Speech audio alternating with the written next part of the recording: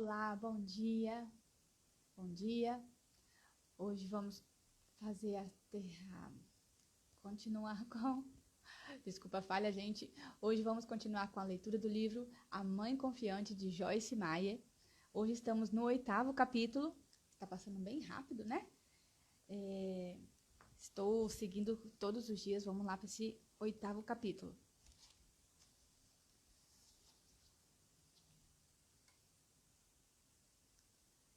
Ele tem como título: Será que alguém pode, por favor, me ajudar? Criar uma família seria muito mais fácil se Deus tivesse dado às mães uma estratégia do tipo tamanho único para criar filhos. Isso tornaria a maternidade muito mais conveniente. Nunca teríamos de repensar posteriormente nossas escolhas como mães. Nunca teríamos de ficar rolando na cama à noite nos perguntando se fomos rígidas demais ou permissivas demais. Nunca passaríamos por momentos em que teríamos vontade de arrancar os cabelos porque simplesmente não conseguimos entender essa criança. Em vez disso, poderíamos simplesmente comprar um manual, seguir as instruções passo a passo e pronto. Magicamente, tudo sairia exatamente como Deus pretendeu que fosse. Ah, como tudo seria simples! Infelizmente, não é assim que as coisas realmente funcionam. Embora Deus tenha dado às mães diretrizes gerais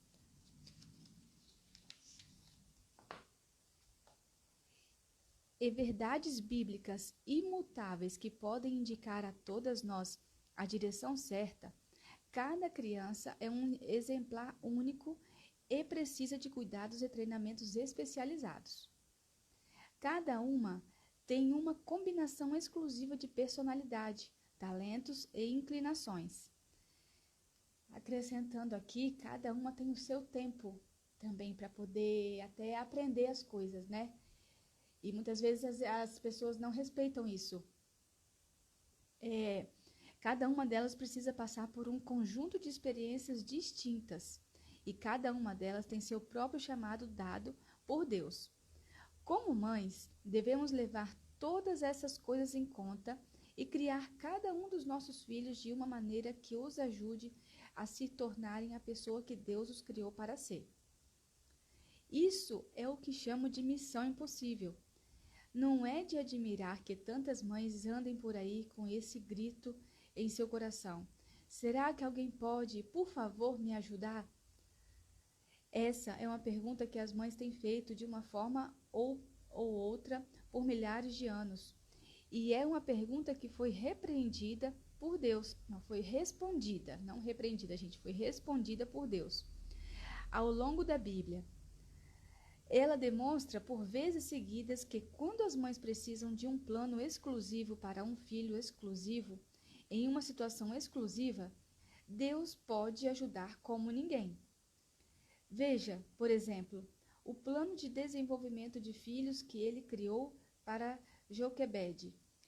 Ela era mãe de Moisés e você provavelmente se lembra. Joquebede enfrentou uma situação extremamente inusitada e desesperadora. Seu bebezinho estava divinamente destinado à grandeza. Ele foi escolhido por Deus para ser o libertador de uma nação e alguém que transformaria o mundo. Mas como um hebreu de sexo masculino no Egito, ele já nasceu tendo de enfrentar uma sentença de morte. De acordo com o edito de Faraó, qualquer pessoa que o visse era legalmente obrigada a matá-lo na hora. A missão de Joquebede era manter seu filho vivo. Não havia ninguém na terra que pudesse dizer-lhe como fazer isso. Nem amigos a quem pudesse recorrer, nem livros que pudesse ler, nem telefones de emergência para os quais ela pudesse ligar. Então, o que ela fez? Durante os 3 primeiros meses de vida do seu bebê, ela o escondeu do mundo e refletiu acerca da sua difícil situação. Como descendente de Abraão, ela deve também ter se voltado para Deus em busca de ajuda. Quando ela o fez, um plano começou a surgir na sua mente. um plano que nunca havia sido colocado em prática antes e nunca mais voltaria a ser. Ela tomou uma cesta feita de juncos de papiro e calafetou-a com piche e betume. Ela pôs o bebê na cesta e colocou-o entre os juncos ao longo da margem do rio Nilo. A irmã do bebê então ficou à distância, observando para ver o que lhe aconteceria. Isso está em Êxodo, capítulo 2, versículo de 3 a 4. Para a maioria de nós, a ideia do bebê Moisés flutuando em uma cesta traz de volta lembranças das aulas da escola dominical e personagens recortados presos em flanelógrafos. Mas para Joquebede, essa não era uma história da Bíblia, era a sua vida. Aquele era seu bebê, e ela não estava apenas colocando-o em uma piscina dentro de um bote de borracha com boias nos braços. Ela o estava lançando aos perigos do Nilo. Ela estava enviando seu bebê desprotegido à deriva, sozinho, em águas nas quais hipopótamos lameavam em uma margem e a filha do faraó se banhava na outra, sem ter ideia de qual dos dois seria mais mortal. Você pode imaginar Joquebede tentando explicar essa estratégia de sobrevivência às outras mães da vizinhança? Teria soado absurdo. Você não pode estar falando sério. Elas teriam dito. Por que você não deixou o pobrezinho morrer rapidamente nas mãos dos soldados de Faraó? Não seria isso melhor do que colocá-lo ali para se afogar ou para ser devorado por um animal selvagem? Felizmente, Joquebede nunca teve de enfrentar mais tais consequências. Seu plano, porque era o plano de Deus, teve êxito antes que alguém o descobrisse. Seu garotinho não apenas sobreviveu, como também teve a oportunidade de crescer na corte do faraó, educado e cercado pelo melhor do Egito. Ele teve todo o treinamento que necessitava para alcançar o futuro para o qual Deus o havia destinado em sua mente. E o melhor de tudo, pelo menos sob o ponto de vista de Joquebede, ela pôde ir com ele para o palácio e ser sua babá. E a missão impossível se tornou missão cumprida.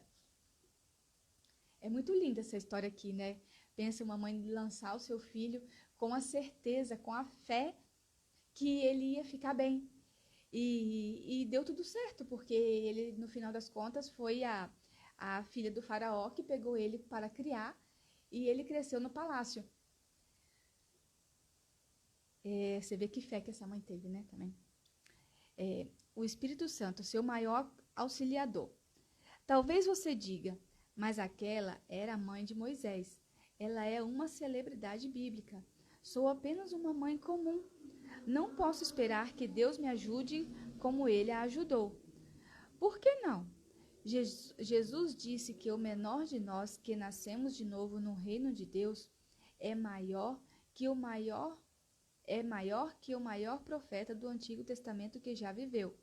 Ver Mateus capítulo 11, versículo 11.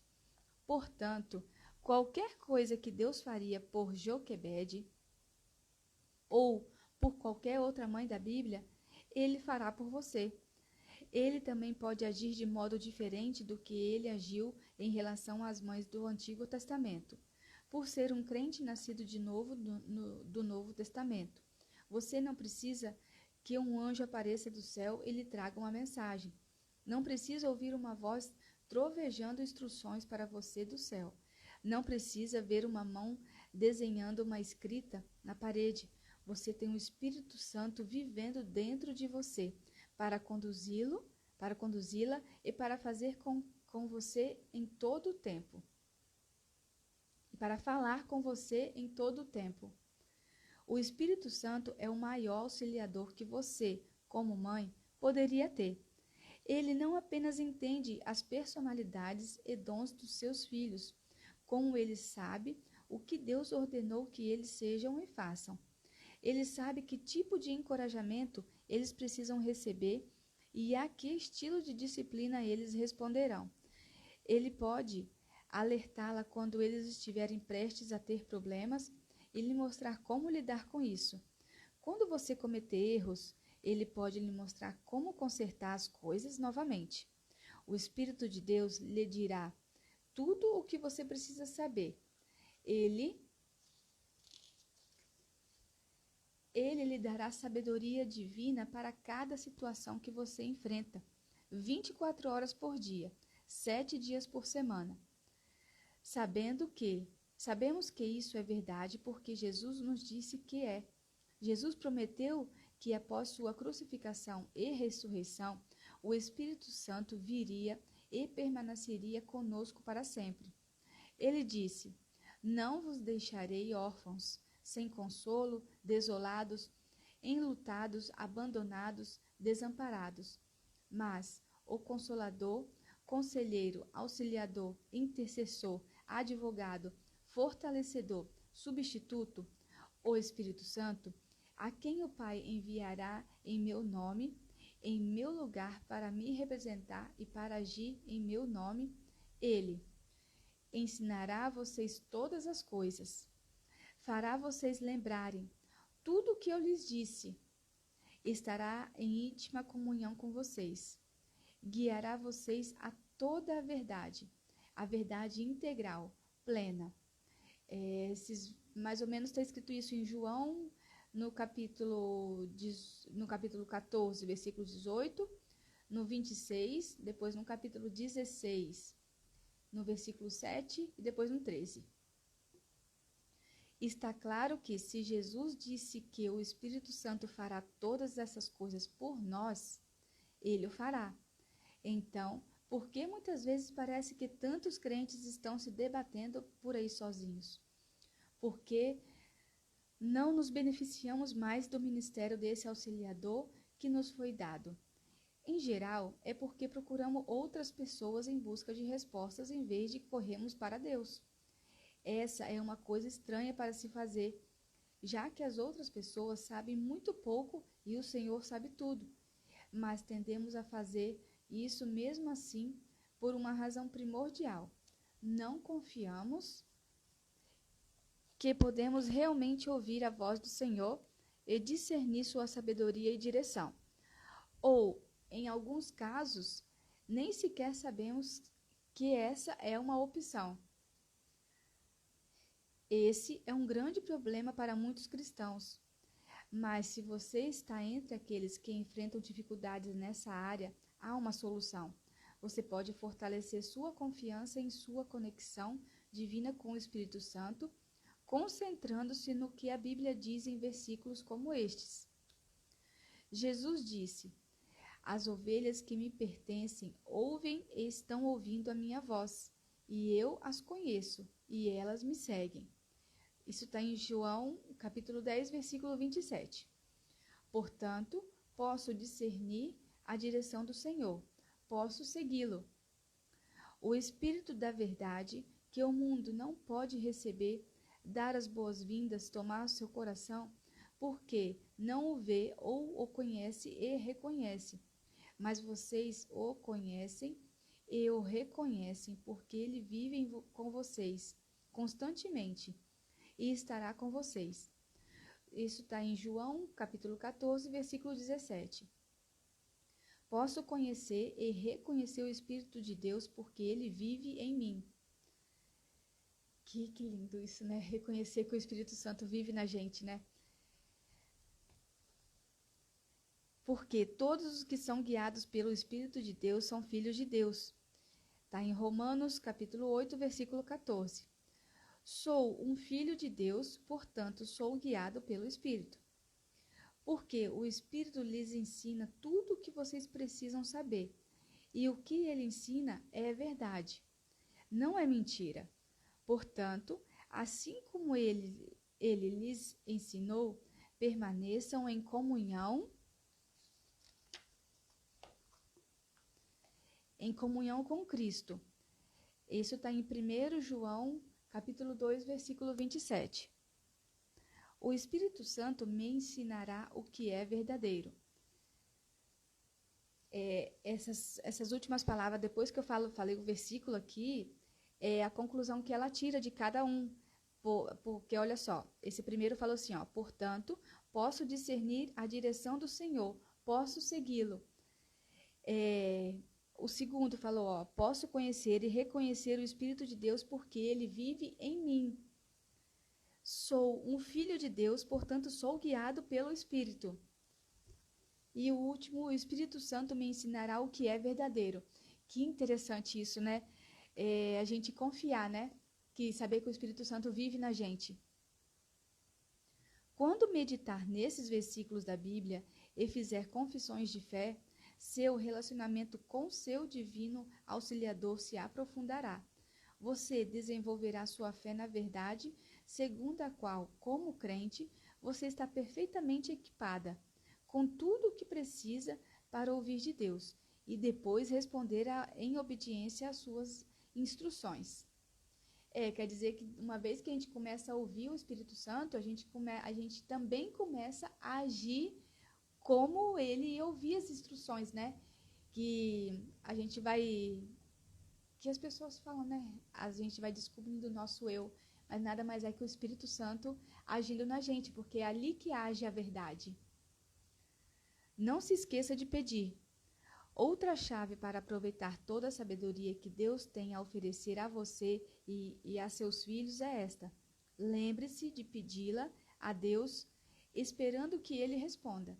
Às vezes, em meio aos afazeres diários, nos esquecemos de fazer isso. No entanto, é algo tão importante que a Bíblia seguidamente nos encoraja dizendo: se algum de vocês tem falta de sabedoria, peça a Deus, que a todos dá livremente, de boa vontade, e lhe será concedida. Peça, porém, com fé, sem duvidar, pois aquele que duvida é semelhante à onda do mar, levada e agitada pelo vento. Está em Tiago, capítulo 1, versículo de 5 a 6. Peçam e continuem pedindo, e lhes será dado. Busquem e continuem buscando, e vocês encontrarão.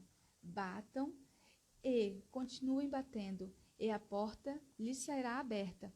Se vocês dão bons presentes, presentes que são para o bem deles, aos seus filhos, quanto mais não dará o seu Pai Celestial, o Espírito Santo, àqueles que pedirem e continuarem a pedir.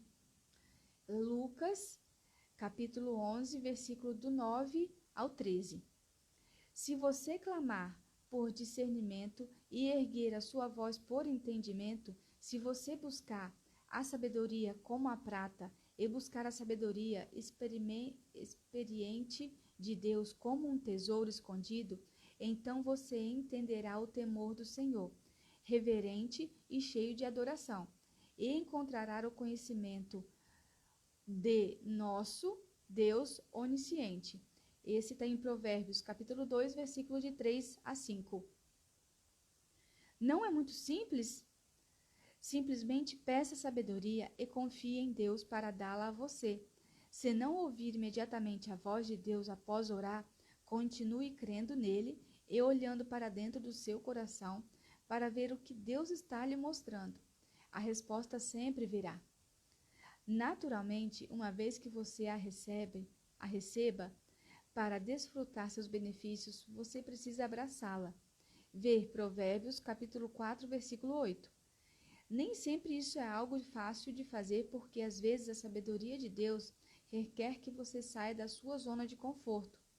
Embora você, como uma mãe cristã, provavelmente nunca precise ir tão longe quanto Joquebede, ser guiada pelo Espírito Santo pode desafiá-la a fazer escolhas para seus filhos que outros poderão não entender ou até mesmo criticar.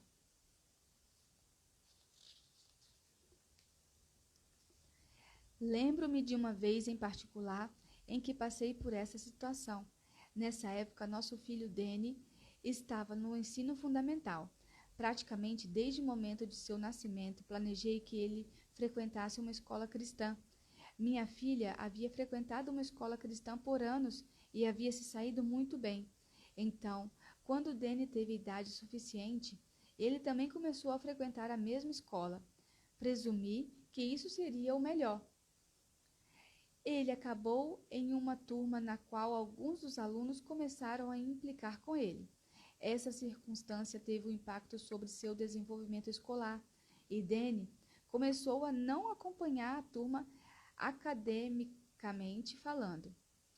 Os professores continuavam aprovando-o mesmo assim e ele continuava passando de uma série para outra, mas ele estava tendo tantas dificuldades que sabíamos que teríamos de fazer alguma alteração.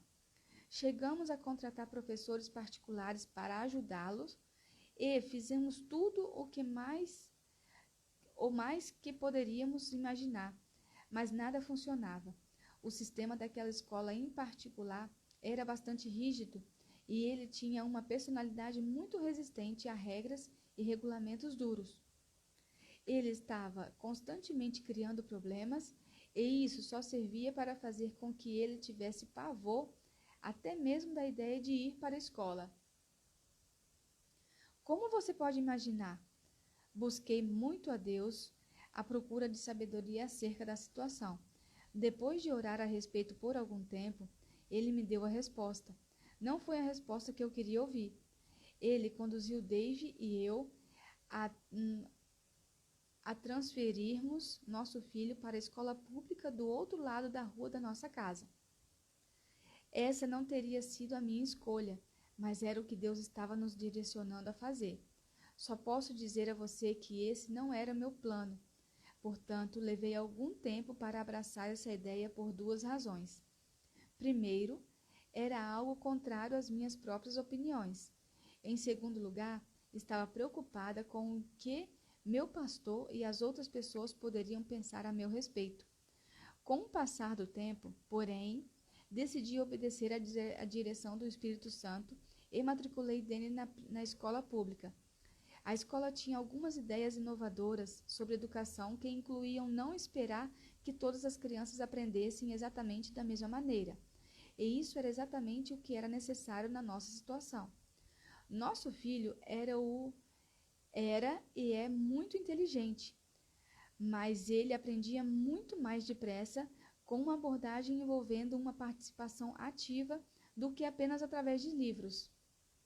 No primeiro dia em que o levei à escola, chorei. Minha sensação era de que eu havia de algum modo fracassado como mãe cristã. Mas o mais surpreendente foi que naquele lugar ele floresceu.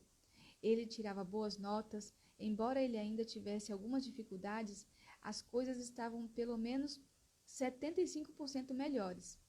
Por fim, ele voltou a estudar em casa, porque isso lhe permitia viajar conosco, mas o ponto que quero provar é que às vezes o Espírito Santo irá nos direcionar a fazer coisas que não escolheríamos normalmente. Algumas de vocês, mães, que estão tendo dificuldades com o filho na escola, talvez se sintam encorajadas ao saber que Danny hoje é o presidente executivo do Ministério Joyce Meyer e faz um trabalho excepcional. Confie em mim quando lhe digo que até uma criança que tem dificuldades com a educação institucionalizada pode realizar grandes coisas na vida. Agora entendo que, em se tratando de educar nossos filhos, como em todas as outras áreas da vida, é o que eu venho falando para vocês, né? A gente pode levar o que ela está falando aqui, gente, para todas as áreas da nossa vida. A melhor coisa que nós, mães, podemos fazer é buscar a sabedoria do Espírito Santo e obedecer a Ele. Pode ser diferente do que imaginávamos e pode ser diferente do que as outras pessoas estão fazendo. Mas Deus tem um plano e podemos confiar na direção dele. Afinal, Ele sabe muito mais sobre nossos filhos do que nós jamais saberemos. Ele é realmente o maior auxiliador que uma mãe pode ter. E assim a gente acabou o 8º capítulo. Sim, tem só a última frase aqui, esse capítulo tem. O Espírito Santo é o maior auxiliador que você, como mãe, poderia ter. Gente, confiar no Espírito Santo é o que eu falo, né? Não confiar no nosso próprio entendimento. A gente às vezes fica pensando, mas como confiar no Espírito Santo, né? Como ela falou, primeiro buscando a sabedoria de Deus, a sabedoria que vem do alto, e depois uma coisa que eu aprendi foi que a gente pode fazer, não fazer, como que eu posso falar?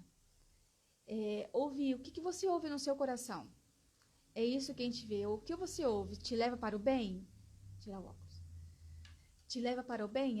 É só pensar desse jeito. O que você ouve no coração te leva para o bem ou te leva para fazer coisa mal? No caso dela aqui, era ela que não queria a situação do filho na escola pública, né? Que queria escola particular, o que os outros iam pensar. Mas quando a gente fala o que os outros vão pensar, então aí já não vem de Deus, né? Porque Deus não está pensando no que os outros vão pensar. Ele pensa na gente, ele pensa no nosso bem. E realmente foi o melhor para o filho dele. Muito, assim, está sendo transformador, como eu estou falando sempre, né? Está sendo transformador tanto para mim, ler novamente esse livro, e espero que esteja sendo transformador para vocês também. Obrigada pela participação de todos, e a gente se vê. Não sei amanhã, gente, talvez amanhã. Um beijo no coração.